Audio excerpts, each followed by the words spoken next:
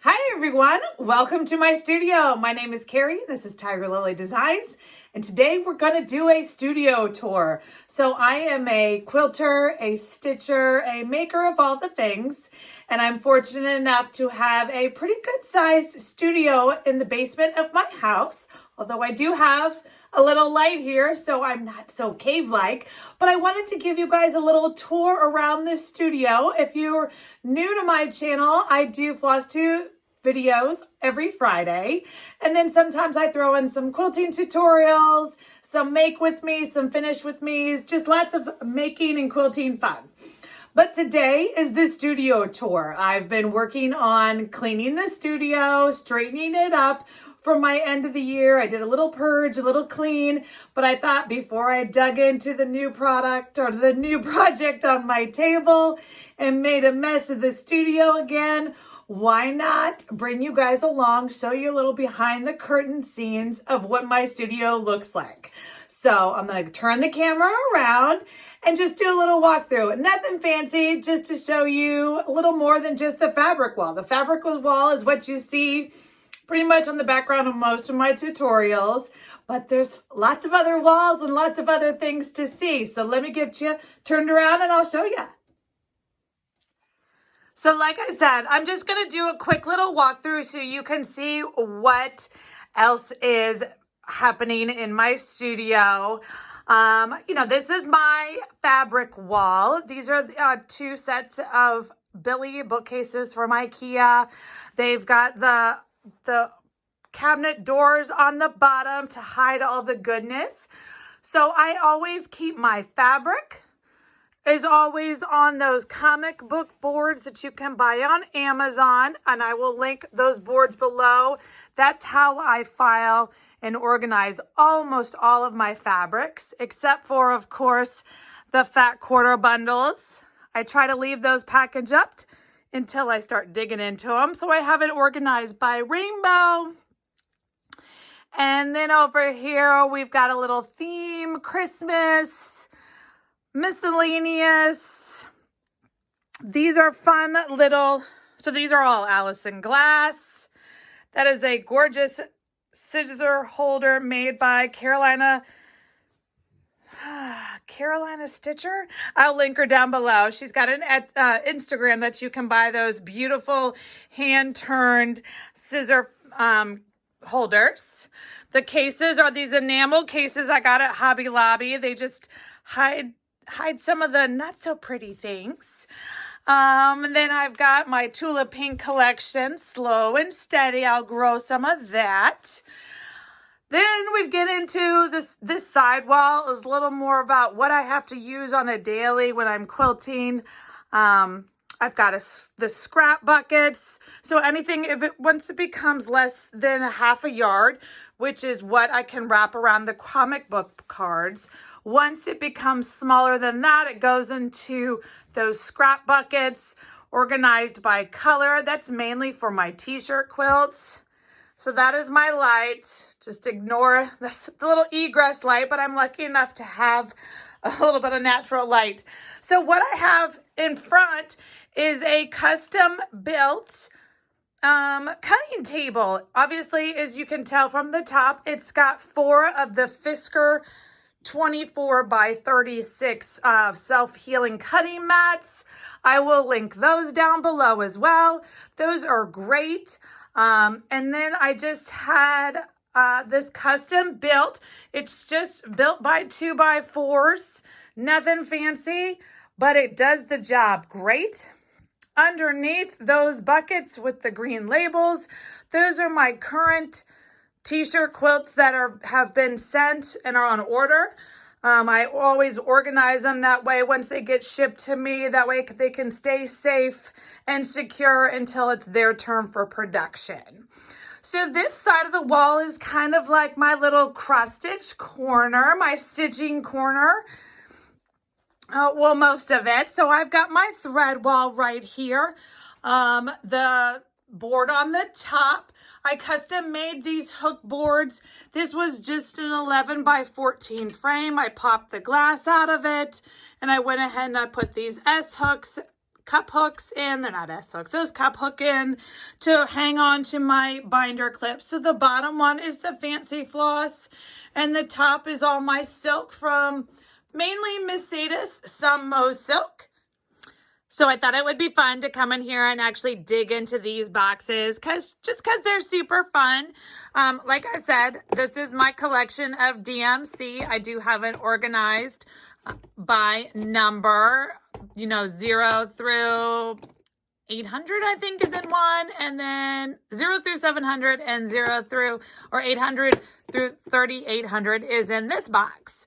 Then you come in here and you're going to have some of my finishing. Right now, I've got all my Christmas goodies ready to go. Hopefully going to get some Christmas ornaments, stitching finished up before this season is over. This is an exciting bucket. I do organize, like I said, this is all of my fabric. So then I put it in these plastic Amazon project bags is what I bought them for. But then I organize it by color. So I've got, my pink fabric all together. I've got my gray fabric all together, the blue fabric all together. So that way when I come in here, I can look by color. Usually I have an idea when I'm going to switch a pattern up, what I want it to do.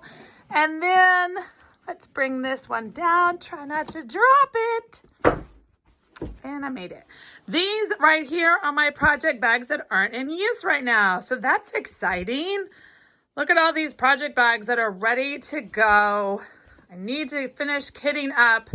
I'm excited, hoping to get some of those things. This is my favorite kind of project bag. I'm hoping to do a tutorial, do a pattern for you guys in 22 to show you how to make this one. It is... Sorry, hard to open the Velcro with one hand. So you flip it open and it's got the 2 vinyl pockets on both sides. It's really great for those extra large projects. If you've got a multi-pattern project, like I have my anniversaries of the heart from Blackbird.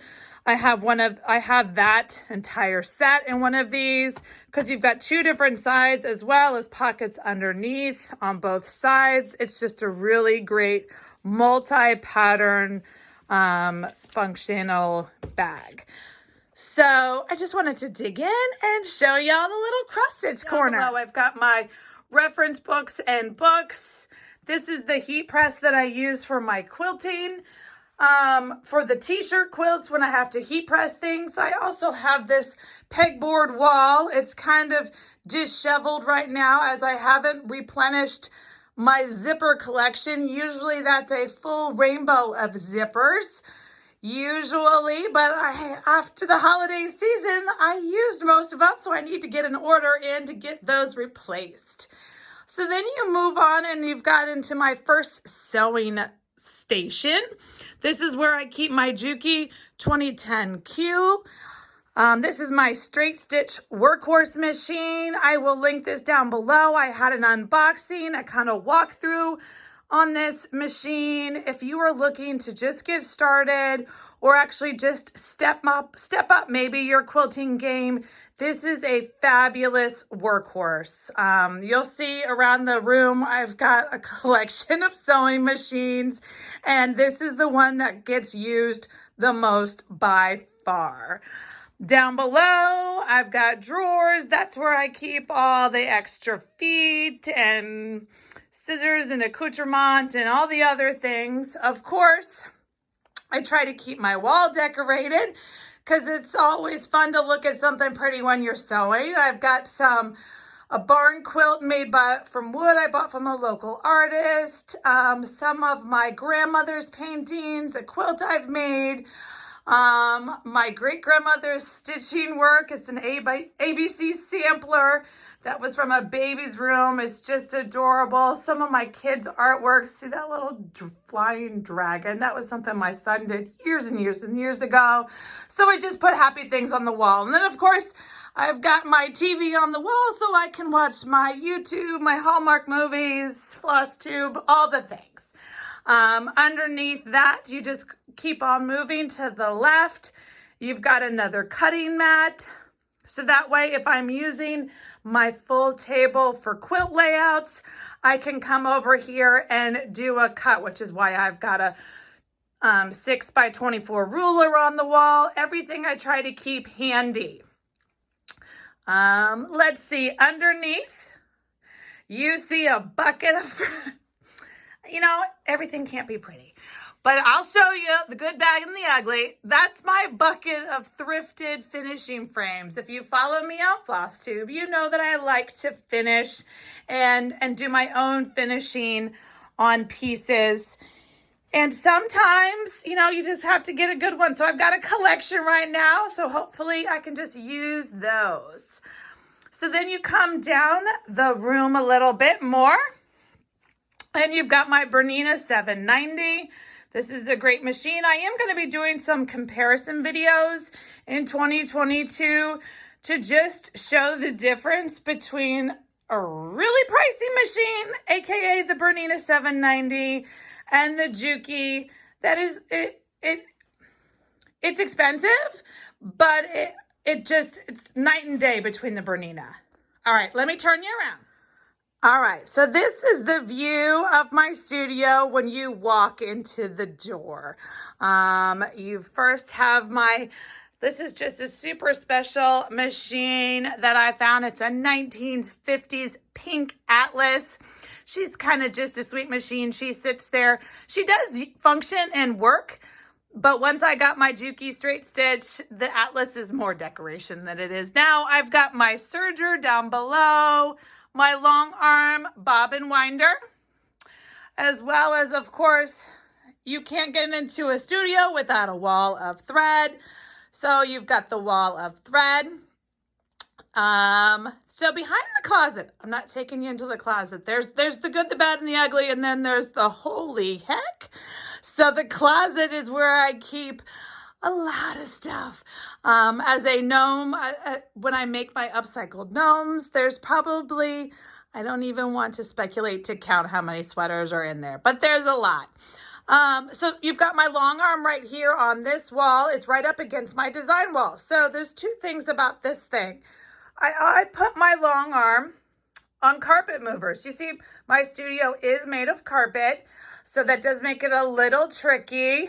But if you put the long arm on those carpet sliders, I can shove it up against the wall when I'm not using it and then pull it out easy when it's time to do some long arm quilting. And then against this back wall is my custom made design wall. Let's see if I can back up to show you. It is that purple insulation that you can get at Home Depot. Once we get over by the iron, maybe I'll show you, but it's just, I think it's 2 sheets or maybe 3 sheets. It's 10 feet tall, 8 feet tall, 9 feet.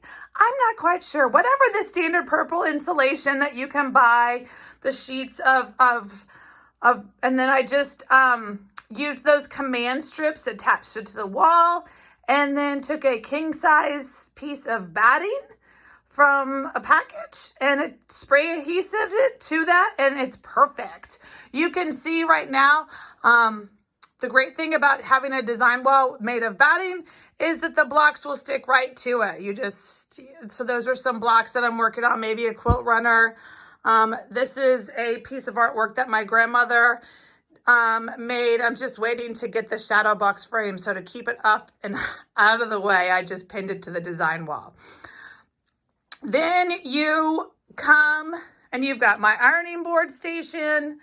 This is my Lara Star steam iron. It is fantastic.